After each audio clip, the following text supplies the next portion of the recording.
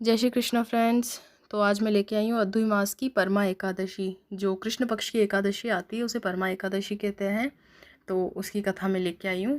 तो उससे पहले अगर आपने मेरा चैनल अभी तक सब्सक्राइब नहीं किया है तो सब्सक्राइब कर लें, और वीडियो पसंद आते हैं तो लाइक और कमेंट करके ज़रूर बताएं। तो चलिए शुरू करते हैं अद्वि मास की परमा एकादशी की कथा। अद्वि मास की कृष्ण पक्ष की एकादशी का नाम परमा एकादशी है। इस दिन भगवान पुरुषोत्तम की धूप, दीप, नैवेद्य, पुष्प आदि से पूजा करें। इससे अक्षय फल की प्राप्ति होती है। काम्पिल्य नगरी में एक सुदामा नाम का ब्राह्मण रहता था। उसकी स्त्री पवित्रा बड़ी पतिव्रता थी। लेकिन ब्राह्मण अपने पूर्व जन्म के किसी कारण से बड़ा दरिद्र था। वे दोनों भिक्षा से ही मुश्किल अपना जीवन निर्वाह करते थे।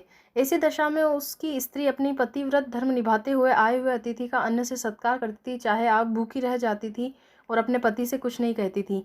एक दिन पत्नी की दुर्बलता को देखकर उसने कहा, प्रिय, बिना धन के जीवन निर्वाह कैसे होगा? यदि कहो तो मैं परदेश जाकर कुछ उद्यम करके धन कमा लाऊं।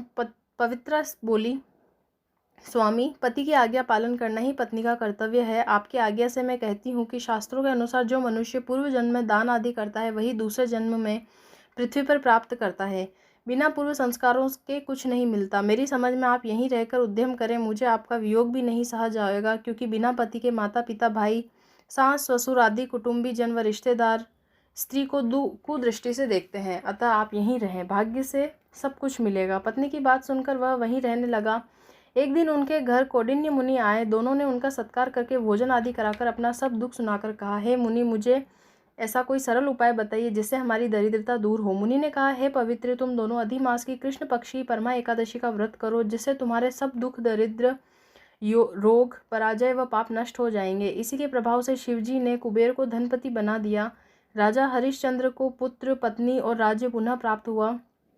अतः सब विधि बताकर कहा कि इस दिन से पंचरात्रि व्रत भी प्रारंभ होता है, जो बहुत उत्तम है। इसी एकादशी से शुरू कर जो 5 दिन तक निर्जल रहता है वह सकुटुम्ब स्वर्ग को जाता है। जो संध्या के समय एक बार भोजन करते हैं और 5 दिन स्नान करने के बाद ब्राह्मणों को भोजन कराते हैं, उन्हें संसार को भोजन कराने का फल मिलता है। और जल कुंभ दान करने से ब्रह्मांड के दान का फल प्राप्त होता है। तिल पात्र दान करने से तिलों की संख्या के बराबर और घृत पात्र करने से स्वर्ग सुख भोगता है। ऐसा करने से तुम दोनों समस्त सिद्धियों को प्राप्त कर अंत में स्वर्ग को प्राप्त होगे। मुनि के बताए अनुसार वे दोनों विधि पूर्वक व्रत करके सब सुख भोग कर अंत में स्वर्ग को गए। इसी के साथ कथा समाप्त होती है। जय श्री कृष्ण।